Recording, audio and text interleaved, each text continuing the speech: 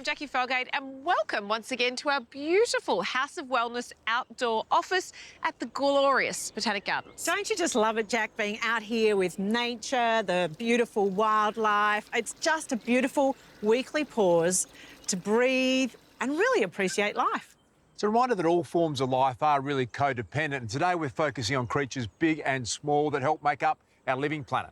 We'll bring you new hope for treating dogs with cancer thanks to a Queensland vaccine. And Dr. Isbell and I go to war on those most unwelcome spring pests, mosquitoes. Oh.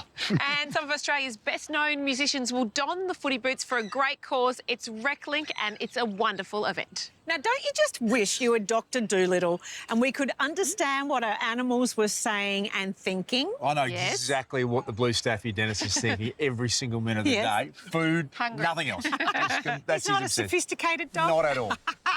Well, there are some videos that have absolutely exploded online. They are called How to Speak Cat, and they are exactly that. That's what they tell us.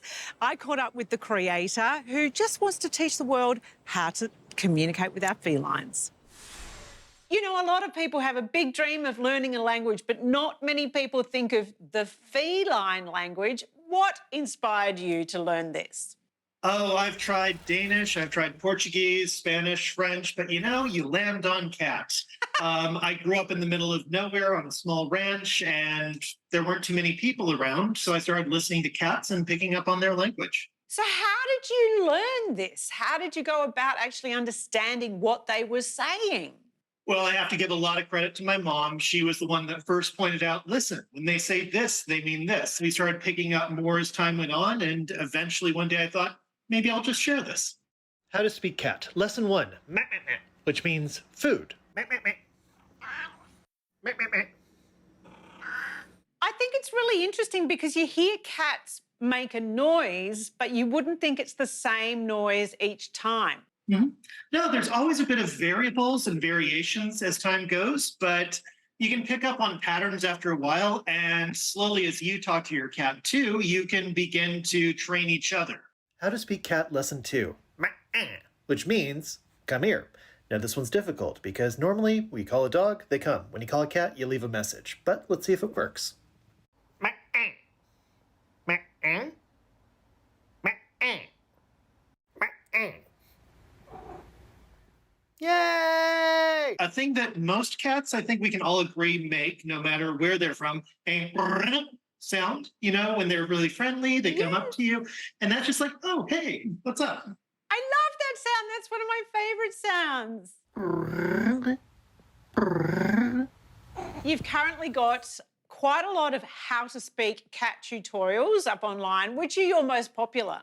Oh, the most popular one was Mat, but it's been an amazing response. There have been over 150 million views for this series, so it's gone worldwide. How is your cat Grim coping with the fame? Oh, he is getting some very fancy feasts through this entire time, and he's always been a little bit of a diva, but he doesn't quite realize how much of a global impact he's had. You know, all cats think they're a superstar. Have you found it's impacted your life in unexpected ways? Are you being hounded by the media 24/7? Oh, Australia has been especially kind to me throughout this entire time. I keep getting calls for interviews, and it's just been incredible talking to people all around the world and just hearing their input on cats and everything. And I even got shouted out at a K-pop concert, which was especially surreal. So Lino of the Stray Kids is apparently a fan. I think it really demonstrates how much people really love cats, though. Like, it's a really lovely new way for us to connect with our animals.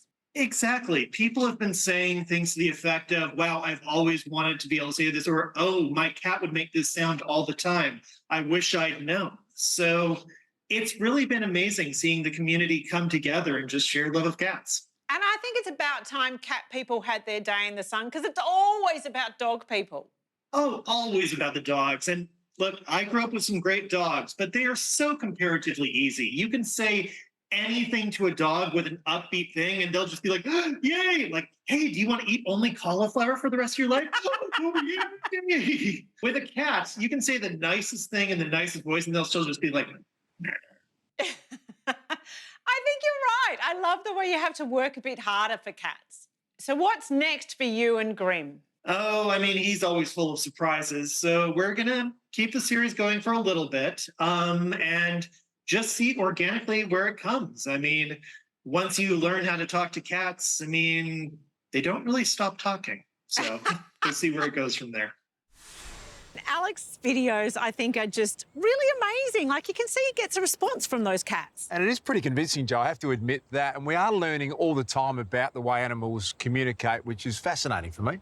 So we all know that dogs bark, birds chirp, lions roar and that cats ma-ah. But there are many other animals that we thought were previously silent that are actually making a lot more noise than we thought. Yeah, well, Swiss scientists are investigating sea creatures, in particular turtles. Now, turns out that turtles are the strong silent type. They're not particularly chatty, they mostly just grunt, but they're doing a lot more than we thought. They're actually singing, even before they hatch. Yeah, experts say that baby sea turtles sing from inside their eggs so that they can synchronise their hatching, which sounds so cute, but actually it's to try and avoid being eaten once they hatch. And it really makes you think about all those animals that are communicating that we had no idea about before. How many of them are out there? Meanwhile, Jack, in Queensland, a long way away from those singing turtles, Yeah. a scientist has uncovered a vaccine to treat cancer in our four-legged furry friends.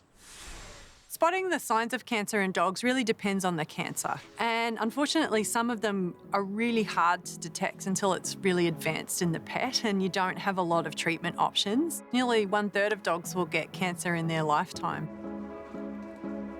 What we're doing with our treatment is we're trying to wake up the dog's immune system so that it recognises there's like a bad foreign invader there. Cancers are really sneaky. They come from our normal tissue, so they kind of look like normal tissue to our immune system. So our initial theory when we started working was to put like a danger signal into the cancer, and that kind of is like, woo woo, I'm here. The body's immune system will wake up and start to recognise the cancer and fight it. And the easiest ones for us to work with initially were ones on the outside of the dog. And it was just really easy for us to see the cancers on the outside and measure them. If they got bigger, we weren't having an effect. If they stayed the same, maybe that was good. If they shrunk and they disappeared, woohoo, we won, right? The very first patient we tried, we cured. And that was just amazing. Like, yeah, just what are the odds? So we found that 1/3 of dogs will get a really good response. And so we started to really feel confident that this had a lot of promise. At this stage, we're not sure if the vaccine will work in all types of cancer. There are some types of cancer where we know it's really got a very good response rate. So we have to set up more trials and investigate in more cancers before we know if it's going to help more dogs. We anticipate the trial will take about 2 years. I have a PhD student and that's going to be her project. And we're hoping, if we're really lucky, we would get samples and be able to give out vaccines for about 20 to 40 dogs, and that will allow her to do a lot of analysis on the immune system, as well as for us to really look at clinically, is it safe for the dogs, is it easy to use for the vets, and is it going to help them? Surgery, chemo, radiation. For some pets, they're not good options, or their owners can't afford them. They are super expensive, or maybe the owners are out in the country and they can't get the pet into the city to have really expensive, very technical veterinary therapy. So the immunotherapies we've developed, they can just be given at a regular vet. They're not toxic to the pet, they're not toxic to the owners or the veterinary staff. So we're hoping that it'll be able to be sort of just deployed everywhere. So dogs are really man's best friend in more ways than people think. Like, no one, when they get a pet, thinks that this dog can help us cure cancer. But bone cancer is one of the really devastating cancers in kids.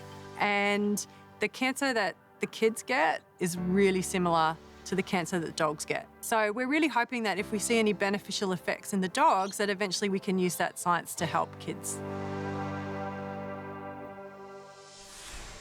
Anything we can do to keep our pets healthy and thriving, particularly as they age, is a good thing. Now, bear with me, Jack and Joe, on this. Daisy, your Labrador, and your horses, have you ever thought about brushing their teeth? We actually have a horse dentist that comes in and actually does that. Really? Oh my gosh, yeah. you're not putting your hand right in a horse's No, I'm not. I would know it. I've tried to clean Daisy's teeth, but she's a Labrador, so she just basically, she wanted to eat the toothbrush, so, you know.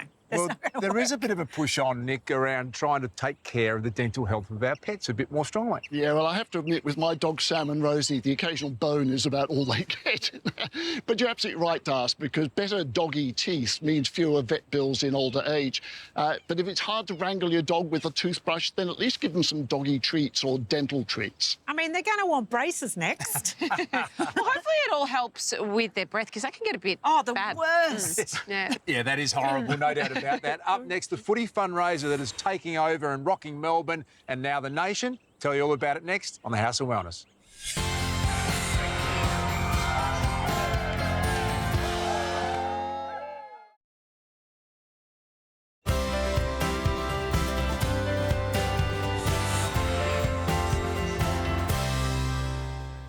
Well, Joe, this is just about my favourite week of the year. It's grand final week in the NRL and the AFL. Well, I do love that, Das, but while everyone is gearing up for that, if you live in Melbourne or perhaps you visited over the winter months, you would be aware of another event which is a huge highlight. It's the Reclink Community Cup, and we love it. We do indeed. And some of the great musos and performers and artists take to the footy field to support those that are disadvantaged. And some of the names include the great Paul Kelly, Courtney Barnett, Tim Rogers, all taking to the footy field in support of Reclink. It's a fantastic day. It really is. It's now gone national and it raises hundreds of thousands of dollars every year to help disadvantaged people get into sport and the arts. And honestly, it's just about exercise, community and good old-fashioned fun. It's a great day and we caught up with some of the team from Reclink who put on the event and a number of those that it helps. For most of his life, Melbourne's Richie Bloom has felt alone.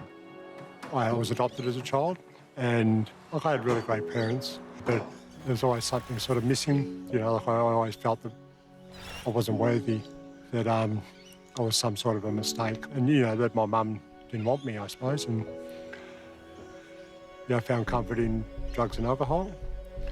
That was my escape, I suppose, from feeling so alone.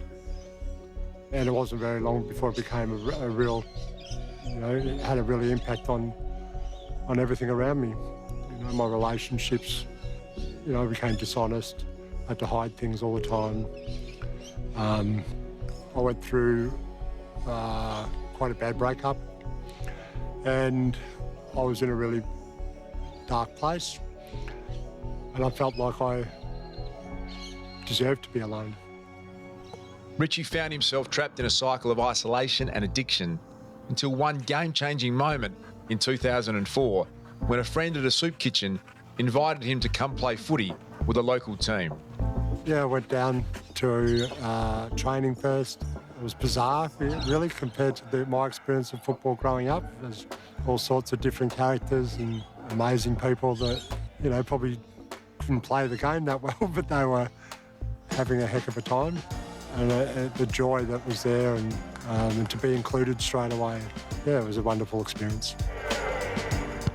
Reclink Footy is a not-for-profit football league that has been operating in Victoria for over 30 years, providing a much-needed community to men and women from all walks of life who have found themselves on the fringes of society.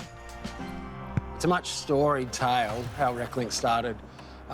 It's not far from here, actually. It's on the streets of St Kilda. And our founder at the time was working for Sacred Heart Mission. He was doing outreach work and he was just looking for a way to engage people and essentially just came up with the idea of having a kick of the footy. And so that kick of the footy grew. You know, they moved it down to the park, found a bit of space, attracted more people, and one team became two, became three, became four. Reclink football coordinator Ron Harris first got involved with the league in the late 90s when he was undergoing treatment for substance abuse.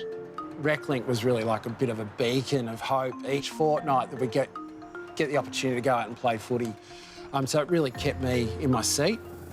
providing a physical outlet for people then puts them in a really good state to be receptive to new ideas and to, to be more receptive about their other elements of their well-being. Some of our teams are attached to mental health agencies. We have participants coming out of the criminal justice system. We have homeless outreach services as well, neighbourhood drop-in centres, police groups.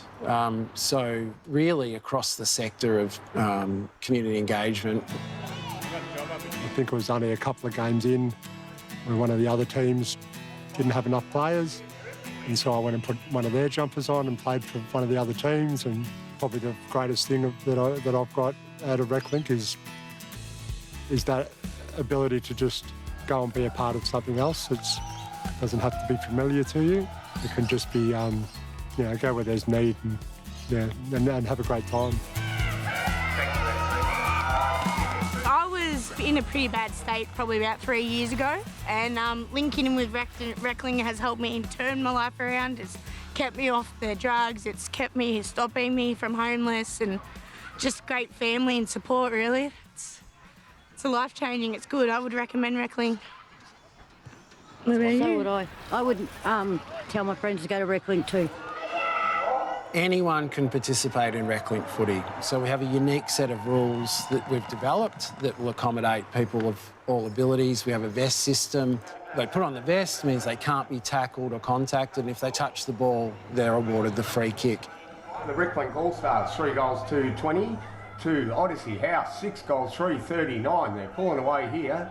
Although scores are recorded at Reclink games, the main goal of every match is to ensure each player feels included and valued, culminating in a one-of-a-kind premiership season. It's the socialist model of footy where everyone gets to play in a grand final. This year we have 8 grand finals, so that means we have 8 national anthems, 8 welcome to countries, we have 8 different sets of commentators, 8 different sets of special guests, and then presentation ceremonies for each of those 8 games as well. So we run through it 8 times through over the course of the day. So everyone has their own special moment. Means the world to me. Means more to me than anything in the world. Playing with a really a diverse group of people, it really opened my eyes to, the community at large. I really started to look at people in a different way, and I really started to look at myself in a different way. My worth, my depression, was subsiding, I suppose, and still now to this day, it gives me a connection with people that I didn't think that I could connect with, and the value in that is, well, I can't put words to it. Reclink was the catalyst for me getting well and for me moving away from a past that was, damaging to myself and also to people around me. It's been a long journey, but yeah, Reclink connected me to rehabs and even when I work now, I'm nearly 3 years substance-free now. Got a job now. I work in the drug courts, where I share my lived experience as a peer mentor. I've got 5 kids that are, back in my life now. I look forward to every day. I sleep well at night. I wake up early with a zest for life, and that all started at Reclink.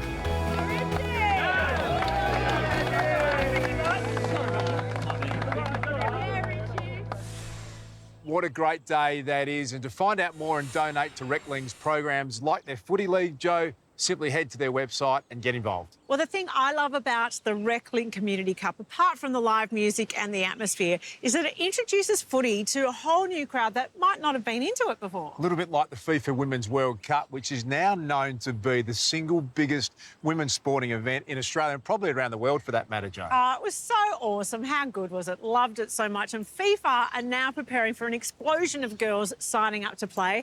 And the Australian government have kicked in big bucks to help make that happen. So great result. Great news. It's an event we're not going to forget anytime soon. Up next, we get the expert lowdown on TikTok fads around skincare, Joe. Do they get the thumbs up or thumbs down? Plus, Dr. Nick and Dr. Isabel help take the sting out of spring after this.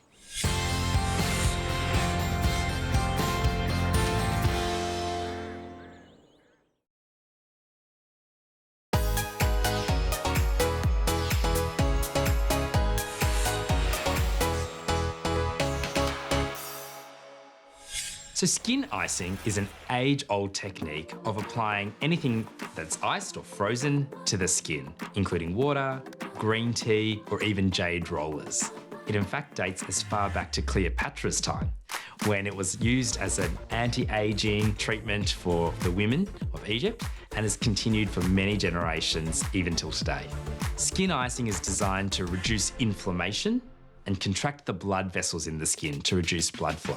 Skin icing, therefore, can reduce puffiness, temporarily reduce fine lines and wrinkles, and can soothe and work as an anti-inflammatory to the skin. Practically speaking, icing the skin can be really simple and something that you do in the comfort of your own home. You don't have to see a skin professional. It can be as simple as taking a few blocks of ice out of the freezer, wrapping them in a thin cotton sheet, and applying it to the skin and moving it around the skin.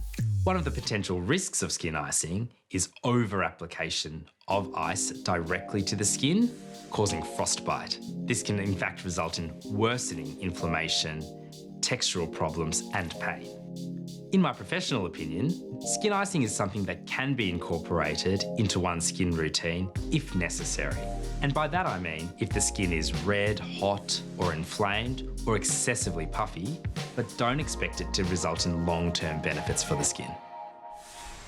Thanks to our resident dermatologist, Ryan de Cruz. And September really is a bit of a special month because there are so many special days and causes that we get behind, but none more so than blood cancer because it affects so many people. Yeah, and this September, Jack, the campaign features a number of well-known faces with a really simple message: you are not alone. Yes, TV builder Barry Dubois and author Bryony Benjamin are some of those who've had first-hand experience. Yeah, and last year, the Leukaemia Foundation launched Australia's first support line, which is great news for those that need extra care. You can check out more of that at bloodcancer.org.au. And from fighting diseases of the blood to warding off those who tried to eat it, here are the good doctors, Carr, with how to beat mozzies. Hi and welcome to Medicine Past, Present and Future. My name's Dr. Nick and I'm the past. And my name's Dr. Isabel and I'm the future. And together we're the present. Now, Dr. Isabel, I do love this time of year. The nights are getting a little bit cooler and we can sit outside without getting dive-bombed by all those pesky mosquitoes. Because in summer, they absolutely love me. But they leave my wife, Sarah, your mum, well alone. So what's going on there? Well, it's all about the smell. Oh, you mean they're attracted to my delightful aroma? Yeah, sure. Aromas like lactic acid and ammonia. Even the smell of the beer and the wine that you drink. So not so flattering after all. Not quite. But Dr. Nick, why are those bites so itchy? So when a mozzie bites you, they inject a small amount of saliva to help them slurp up all that delicious blood. And our immune system reacts to that saliva by creating an itchy bump. Which is annoying, but it could be much worse because some mosquitoes carry diseases. And the disease most people think of with mosquitoes is malaria. Now, Dr. Isabel, I know your Italian's pretty good, so what does the word malaria actually mean? Well, mal means bad, aria means air, put it together, bad air. Spot on, because before anyone knew about infectious bugs, they thought that malaria was contracted by the bad air that came from swamps and marshes.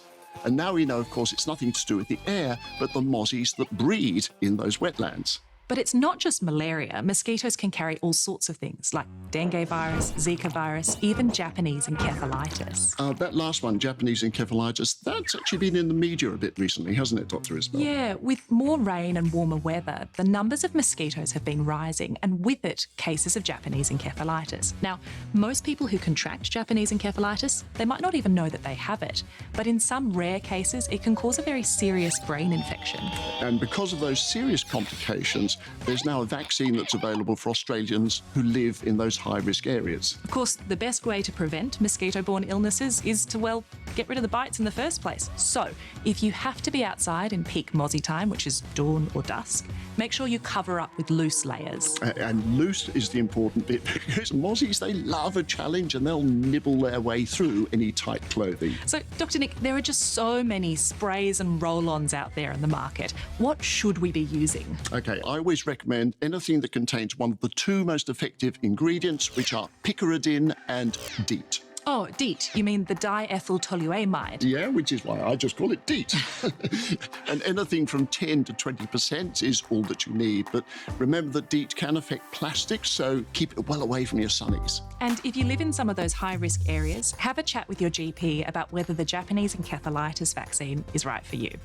Now, Dr. Nick, what do you call a small winged insect who likes to keep the peace? I have no idea. A diplomat. Oh, I love talking insects with you, Dr. Isabel. Oh, really? Yeah, it gives me such a buzz.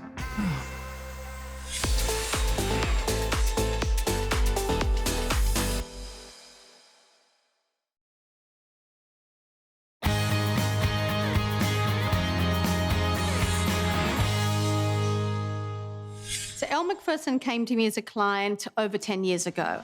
Elle was approaching her 50th birthday, and just like many of my clients, she was really feeling quite overwhelmed. She was tired, she was irritable, and she just wasn't feeling herself. She wasn't sleeping very well, she had low energy, and she was using sugar to really give her that boost to get through the day. She had a lot of really great habits and lifestyle practices in place. She was eating clean, she was exercising, drinking lots of water, but she was taking many, many vitamins. In fact, when she came to my clinic in London, she emptied a huge bag of supplements on my desk. And when we unpacked what she was taking, the supplements weren't bioavailable, meaning they weren't being absorbed. They actually weren't delivering at a cellular level. So that's why I then created the Super Elixir. WelleCo was founded by Elle in 2014. It's an Aussie-born company, and now it's a global brand, and we were kind of pioneers in ingestible beauty and super greens. No one was really doing what we were doing back then. WelleCo is the result of Elle's own personal wellness and beauty journey. And our aim was always to harness the extraordinary benefits and the intelligence of nature to bring whole food plant-based, combining the science and the expertise from leading nutritionists and naturopaths.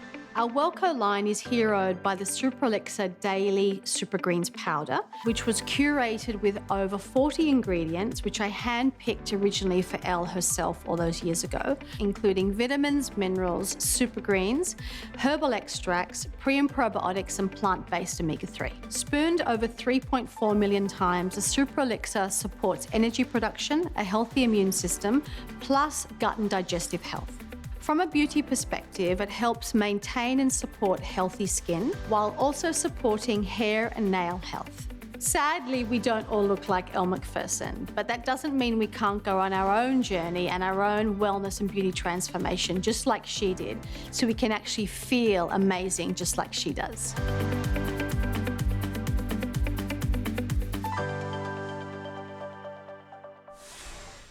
Dr. Nick, you're very interested in all things bacteria and germs. The other day, my friend let her dog lick her face. So is this allowed? Well, the answer is that a lick from a healthy dog onto intact skin is actually very, very low risk. And actually, my dogs, Sam and Rosie, they're always licking me, and actually, I love it. Yeah, but Dr. Nick, you don't know where those dogs have been, the things they eat, the things they sniff. They're always licking their nether regions, and I don't want that near my face. Yeah, well, they do have some pretty interesting bacteria in their mouths. But as I've said, intact skin is a good barrier to infection. But I would never let Sam and Rosie lick me on an open cut or broken skin. And best to keep them away from mucosal surfaces like eyes, nose and mouth. A good tip. So, from smooches from our pooches to downward dog, here's Hinesy channeling his animal instinct.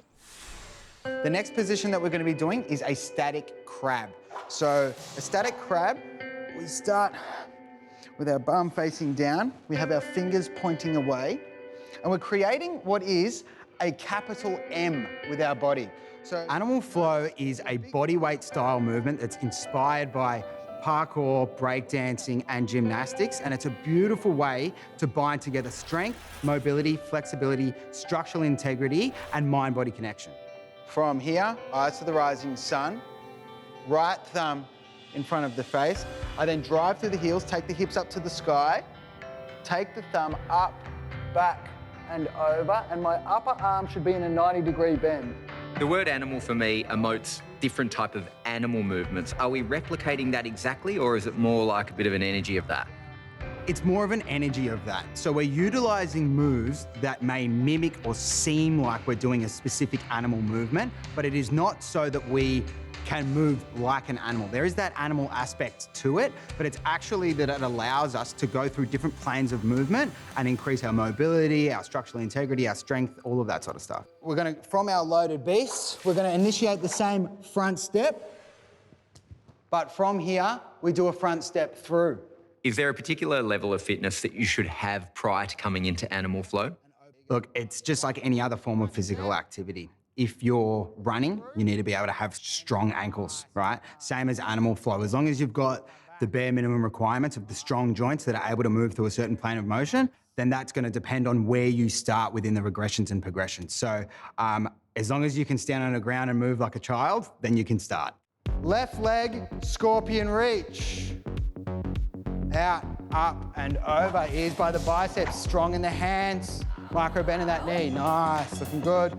Is there anyone animal flow might not be suitable for? Look, if anyone's got a specific ailment or injury, such as they can't take heavy load on their wrists or their ankle, just because we are taking our joints through multiple planes of movement, you're probably going to expose that, and it can get quite wrist heavy. So, yeah, just making sure that your wrists are strong and a good position to move. Right leg under switch. So right hand, left hand lifts, right leg, yeah, nice, finding. Left leg under switch. Obviously, we all have different flexibility levels and fitness levels. Can you adjust the movements? Absolutely. There's progressions and then there's regressions. So there's things like a side kick through, which is the base, and then we can do a jumping side kick through or levitating side kick through, depending on your capabilities. Left arm, crab reach.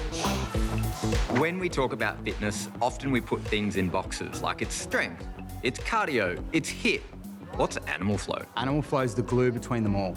So if you are an athlete and you're looking for strength and mind, body and connection, animal flow works for you. If you only lift weights and you're super strong, but you want to work on your pliability, mobility and flexibility, animal flow's for you. Or if you're into yoga and you just do linear movement, you're going to get that strength and that core foundation as well.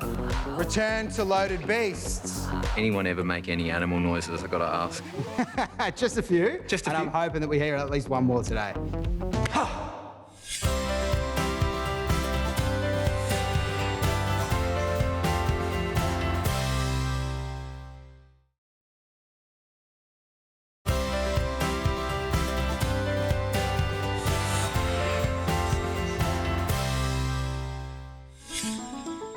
Spring is here, and for some that may mean more picnics or time outside, but for 1 in 5 Australians, it means hay fever. The pollen in spring causes allergies thanks to an overactive immune response. This leads to symptoms like sneezing, blocked noses, and one of the most common and debilitating, itchy, watery eyes. Zaditon is a medicated eye drop that relieves seasonal allergies that can affect the eyes, and treating the eyes directly can be a fast and effective solution for hay fever. It has a unique 3-way action that reduces redness, relieves itchiness, and decreases swelling, giving relief within minutes, and it lasts up to 12 hours. Allergies can hit at any age, and Zaditon is suitable for anyone 3 years and up. The vials are preservative-free and perfect for on the go. To anyone who suffers from hay fever, it's important to find the right treatment that works best for you. So make sure to speak to your pharmacist or your GP. That way you can picnic in peace.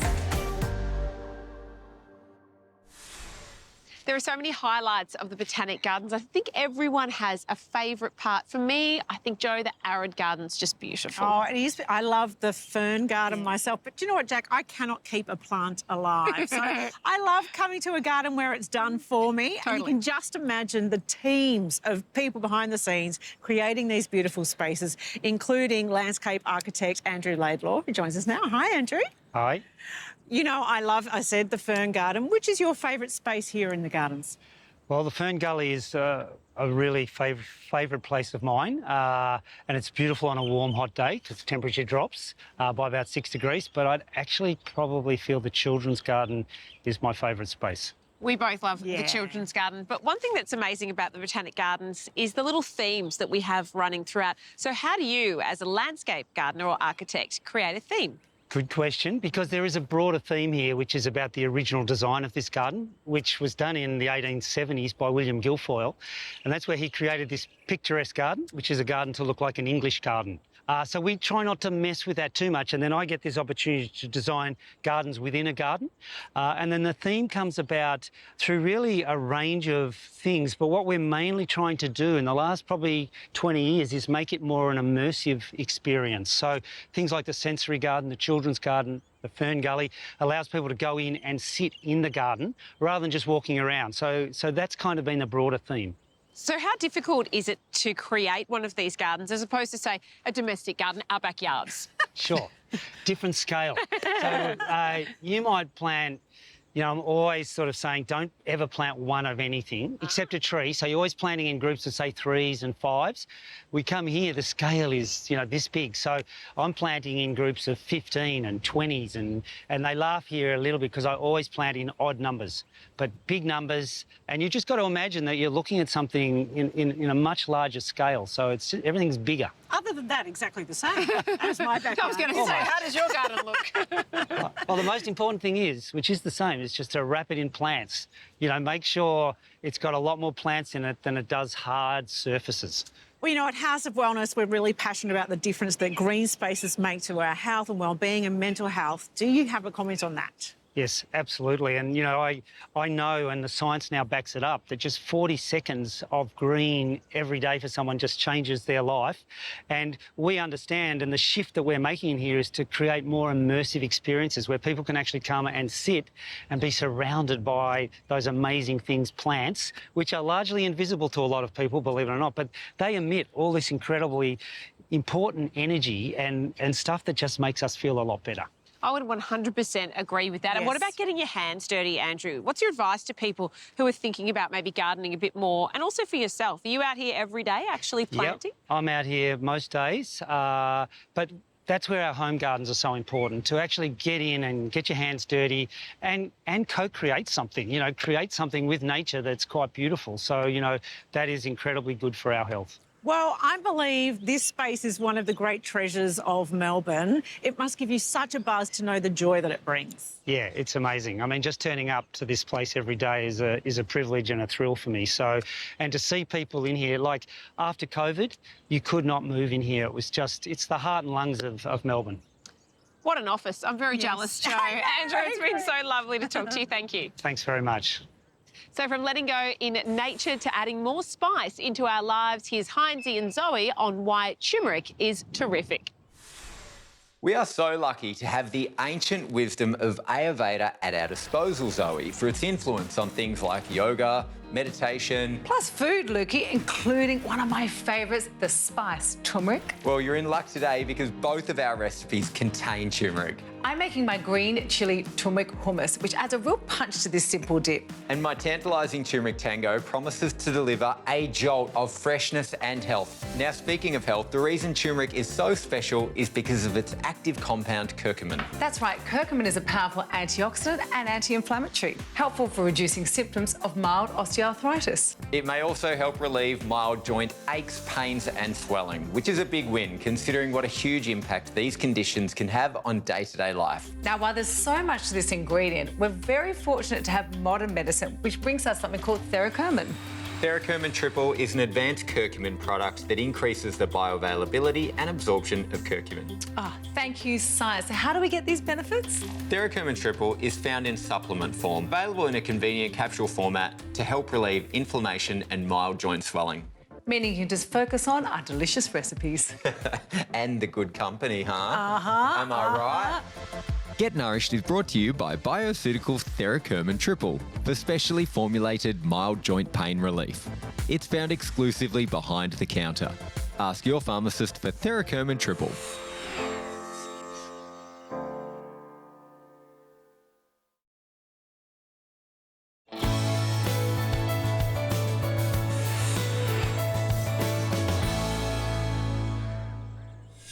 Now, Now, Darcy, I can't wait to tell you about one of what I know is one of your favourite topics, clothing. You know me all too well, Jack. Fire away, I'm all ears. OK, so this is basically what's called the remote fitting room. And what it means is clothes are so cheap that people are ordering, say, 3 or 4 of the same item in different styles or different sizes, and they either return them or they simply throw them away. So wasteful. That just sounds ridiculously wasteful, Jack. Oh, look, it absolutely is an epidemic too, and the waste is staggering. Almost 2/3 of clothing that is returned ends up in landfill because the retailers can't afford to repackage for repurchase. It's terrible. It sounds like online returns are just bad for business and the environment. It sounds terrible. Well, I tell you, it supports my love, which is vintage clothing. You can get so many great bargains and some beautiful, unique pieces at the op shop. I know you love that. Oh, he's fascinated by this. All for a bit of op shopping, Joe. Don't worry about that. I'm all for the Royal Botanic Gardens here in Melbourne. What a beautiful day. It has been touch windy, but it's been a lot of fun here today. You can catch myself and Gerald Quigley on House of Honest Radio on Sunday. Big thanks to Dr Nick Carr, to Jacqui Felgate and to Joe Stanley and to the team at Chemist Warehouse. Thanks as always. We'll see you next time.